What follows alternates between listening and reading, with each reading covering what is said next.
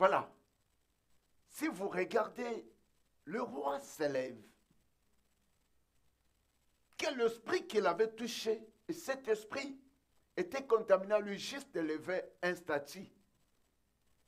Et on donne aussi, ce n'est pas n'importe quel statut, un statut d'or. Il appela tout le monde, les hommes importants.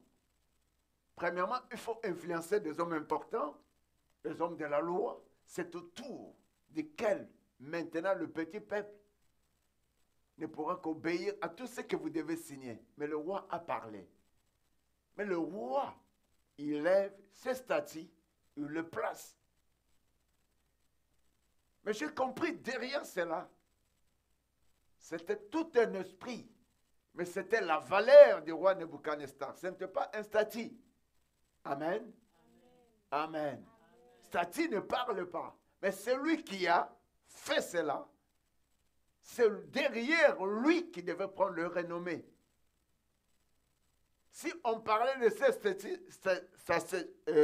cette statue, on pouvait voir que le roi Nebuchadnezzar, rien que ça. Alléluia. Amen. Qui a invité tous les hommes intelligents, c'est lui. Alors, la Bible est en train de dire ceci. Tout le monde devrait se prosterner devant ça et adorer ça. Quiconque ne se prosternera pas et n'adorera pas. Voilà, notre problème, c'est adorer. Parce que c'est jeudi, parfum de vie d'adoration.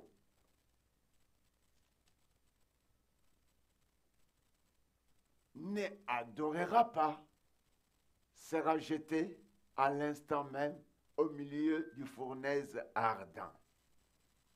L'adoration, nous pouvons adorer. Il y a ceux qui adorent l'argent, il y a ceux qui adorent leurs femmes, il y a ceux qui adorent leurs enfants, il y a ceux qui adorent. Mais à son époque, c'était un statut. Mais à ton époque, tu adores quoi? Il y a ceux qui adorent encore rester devant l'amusement, devant la distraction. En fait, tous ceux qui devraient adorer ces statues adressées par le roi Nebuchadnezzar devraient avoir un sort et devraient s'éloigner de Dieu. Si vous lisez, j'aime le verset qui est en train de porter Daniel qui refuse de manger chez le roi parce qu'il gardait la place de Dieu. Il n'adorerait que Dieu seul. Parce qu'il savait que derrière l'aliment du roi, il pouvait séduire sa vie. Derrière la paresse que tu as, tu peux séduire ta vie. Tu n'auras pas le temps d'adorer Dieu. Vous savez, nous souffrons de beaucoup de choses d'une manière ou d'une autre. Pourquoi? Parce que le nom de Dieu n'est pas à chaque notre respiration. Un adorateur de Dieu, il respire Dieu. Vous savez que la semaine passée, je n'ai pas travaillé. C'est un témoignage. Moi, j'étais samedi à l'urgence, dimanche à l'urgence, lundi à l'urgence, mardi à l'urgence. Donc, toute la semaine qui venait de finir, mais c'est Dieu là, à chaque minute, chacune des respirations, c'est une adoration de mon Dieu. Mais qui le savait à l'église? Qui le savait à l'église? Si tu adores Dieu, tu es avec lui, tu marches avec lui, tu vis avec lui. Il y a des choses qui nous écartent. C'est l'argent, c'est le travail, c'est ma femme, c'est mes enfants, c'est le sport, c'est mon argent, c'est ce que je pense. Bien aimé, adorer Dieu, ça doit être votre façon de respirer, ça adore Dieu. Si je respire, c'est une façon d'adorer Dieu. Bien-aimé, Dieu est tellement merveilleux. Il y a un Dieu. On ne peut que se prosterner devant lui. Rien ne peut m'écarter. On est là avec vous. Vous ne comprenez rien. Mais tellement l'amour de Dieu. Ce n'est pas l'argent qu'on nous paye à l'église, non.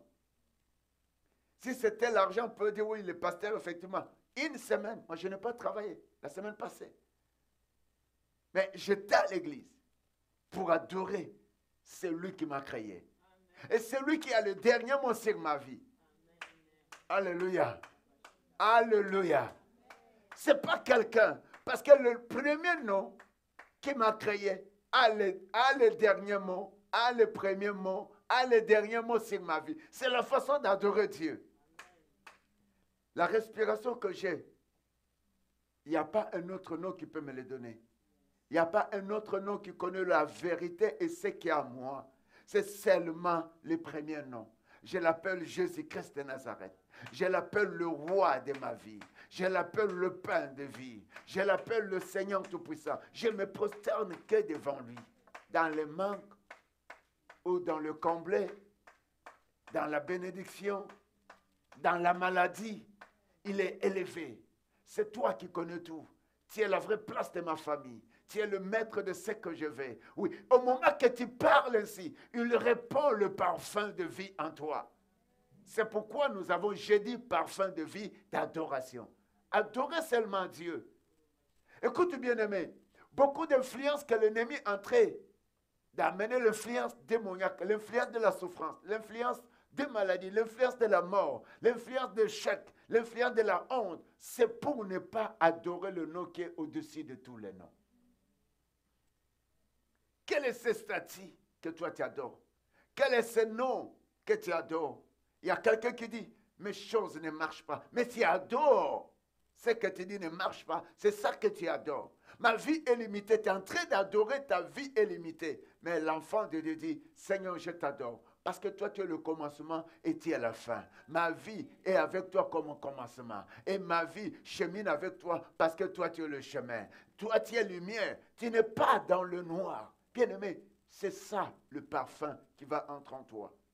Tu as des mots positifs au moment que tu adores Dieu. Dieu n'est pas négatif. Alléluia. Satan est négatif. Dieu est positif. Dieu est tout. C'est pourquoi si tu adores Dieu, oublie d'abord tes qualités, oublie d'abord ta souffrance, oublie d'abord le nom qui te fait mal, oublie le nom qui te combat la nuit et le jour, oublie les gens qui t'attaquent, mais commence à élever Jésus. Ne regarde pas ce qui vient pour bouleverser ta vie, mais regarde celui qui a créé ta vie et celui qui détient ta vie. Oh, laisse-moi te dire, il n'y a aucun autre nom ne peut tenir ta vie. Ta vie est tenue par la main de Dieu. Peut-être si tu échoues parce que tu ne prends pas le temps de l'adorer. Oh, dis, c'est jeudi parfum de vie, d'adoration. Bien-aimé, tu dois comprendre la vraie place que Dieu fait pour toi. Il est l'unique. C'est lui qui contrôle tous les noms. Alors, aucun autre nom ne peut contrôler ma vie. Parce que c'est lui qui est le premier nom, qui a l'autorité sur tous les noms. C'est ça l'adoration. Et tu adores comme ça, Dieu répand le parfum. Les parfums dans ton corps, dans ta maison, dans tes activités, dans tes contacts. Et ça sera Dieu. Il faut qu'on lui laisse la place au lui seul. Alors il dit, celui qui n'adorera pas sera comment? Sera puni. La Bible dit, Daniel résolut de ne pas s'essuyer par de main du roi et par le vin dont le roi buvait. Et il pria le chef de l'eunuque de ne pas l'obliger à s'essuyer, se garder, dit se garder. Celui qui se garde, c'est lui qui aura la connaissance, parce qu'il se garde. Daniel se garde dans la connaissance de Dieu. Alléluia.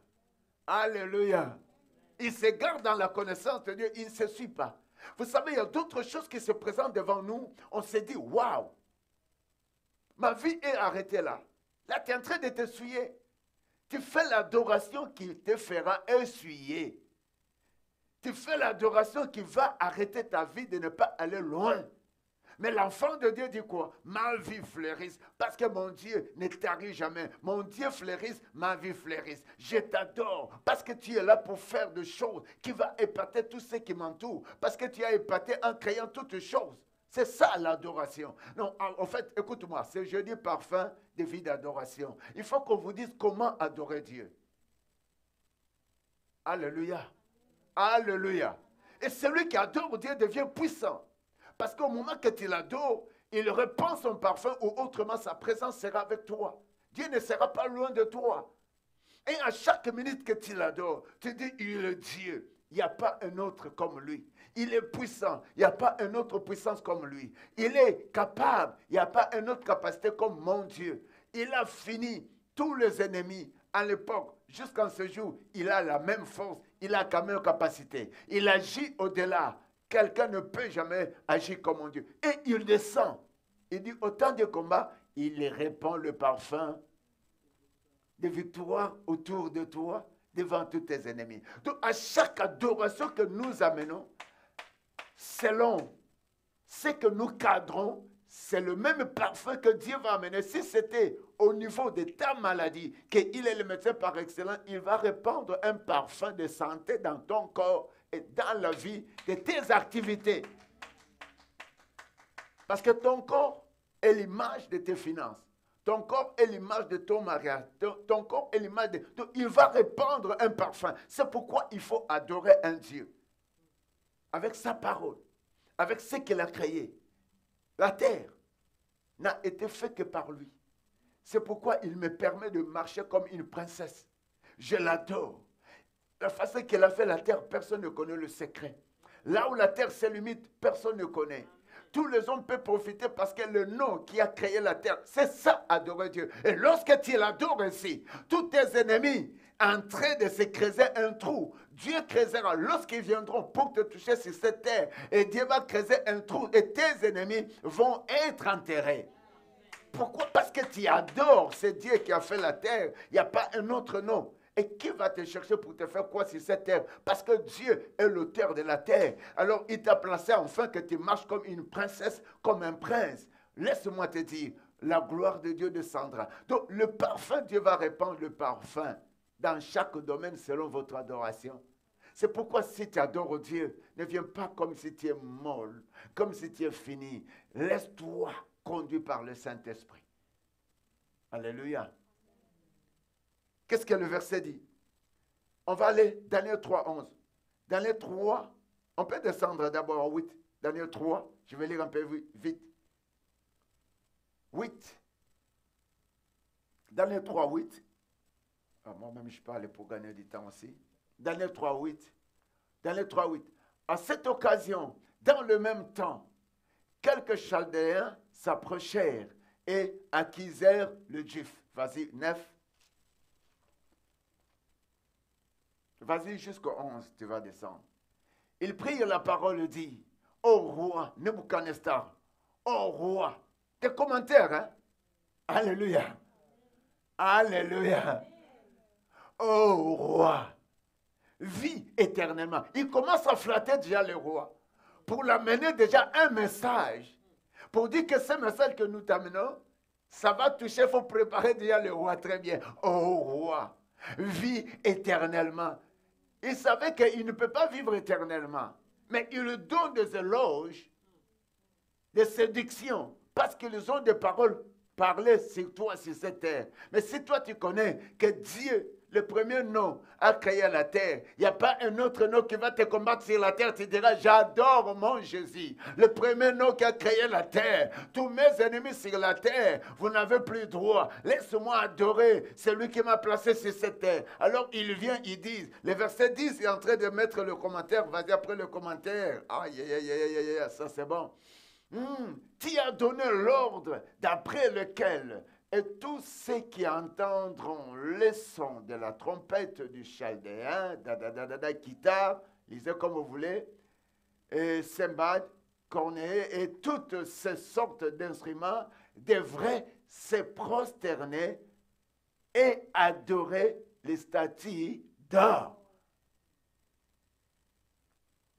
Il vient pour rappeler le roi. Il croyait que le roi a oublié. Vous savez, ton ennemi, si tu n'adores pas Jésus, l'ennemi peut t'emballer même dans la distraction. Il peut venir commencer à te rappeler là où tu échoues, là où les choses sont, là où tu penses les choses ne marchent pas. Et il vient pour dire au roi, est-ce que tu sais que tu avais dit ça? Mais qu'est-ce que le roi va dire? Le verset 11. Le roi va dire quoi? D'après lequel quiconque ne se prosterne pas et n'adorerait pas, serait jeté au milieu d'un fournaise ardent. Et le roi va dire quoi? 12. Est-ce qu'on peut acclamer cela? Oh non. On vous amène comment adorer Dieu. Et quelles sont les réalités qui viennent pour nous attaquer? Mais si nous apprenons de servir Dieu et adorer ce Dieu-là, parce que tu ne peux pas le servir, tu ne peux pas l'adorer si tu n'as pas la connaissance. Or, il y a des Juifs à qui tu as remis l'intendance de la province de Babylone, Shadrach, Meshach, Abednego, ce ne sont pas leurs vrais noms. Hommes qui ne tiennent aucun compte de toi. Waouh, quel commentaire. Là, vraiment, il dit que toi, vraiment, ces hommes-là, ils sont tellement méchants envers toi. Ils ne, au roi, ils ne servent pas tes dieux. Voilà, donc le statut d'or était placé comme un dieu. Dis comme un dieu. Et nous avons souvent aussi le Dieu de nos familles, du sang maudit, du sang de la sorcellerie, du sang de l'occulte, du sang des forces des ténèbres, de l'échec de la mort, d'angoisse et toutes ces choses. Ces statues étaient placés comme un Dieu. C'est pourquoi un enfant de Dieu ne t'arrête jamais. Apprends à adorer Dieu. Ils ont parlé clair. C'est eux maintenant qui ont révélé que ce n'était pas un statut. Mais ces statues-là étaient placés comme un Dieu. Mais cette valeur de ces statues était valeur cachée du roi Nebuchadnezzar.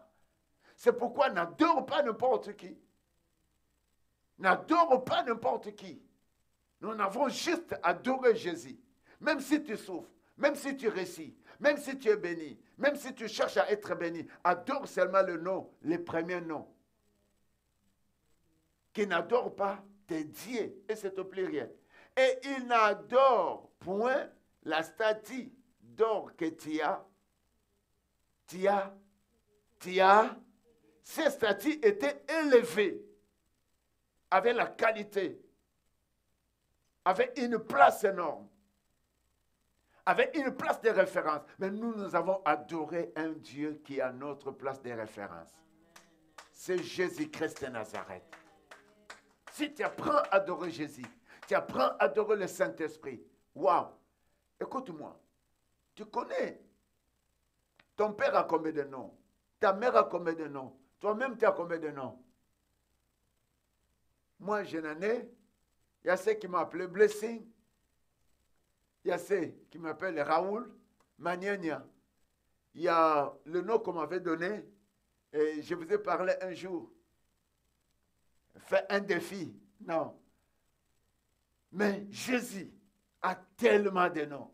Waouh! C'est lui seul qui a beaucoup de noms. Amen. Alléluia. Oh non, vous ne connaissez pas. C'est pourquoi tu ne peux pas manquer. Il a des noms au-delà de tous les noms. Que je te donne seulement un. Il s'appelle Jésus-Christ de Nazareth.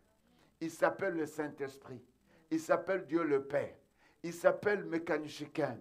Il s'appelle le premier et le dernier. Il s'appelle tout ce que vous voulez. Jéhovah Jireh, Jéhovah Nissi. Alors ceux qui ont donné le nom là, parce qu'ils ont vécu ce Dieu-là. Jireh, je n'ai que toi. Abraham donne le plus précieux qu'il avait. Mais Dieu pourvit. Donc on peut l'adorer comme un Dieu qui pourvit. Toi qui dis que tu n'as rien, tu peux l'adorer. Il est le pourvoyeur. Il est le médecin par excellence. Il est la terre fertile. Ça, c'est moi qui l'appelle. Il est le soutien de ma vie. Et c'est dans ce sens qu'il doit être adoré. Est-ce qu'on peut maintenant l'adorer? Alléluia. Tiens, écoutez, l'exhortation, c'est juste pour t'amener. Tu peux dire avec quoi adorer-je, comment adorer Dieu. Bien-aimé, si tu peux l'adorer. Mais je veux que ce soit, on l'adore seulement avec ses noms, avec des attributions qu'il a, avec des qualités qu'il a. Même si tu ne connais pas toutes ces qualités, ces attributions, tu ne connais pas. Lève les yeux, commence à voir ce qu'il a fait, commence à regarder. Est-ce qu'il y a quelqu'un qui a déjà arrivé au bout de la terre? Est-ce qu'il y a quelqu'un qui connaît où la terre s'est limitée? Non, il y a seulement ces noms-là qu'il a fait et ces noms-là qui a la connaissance.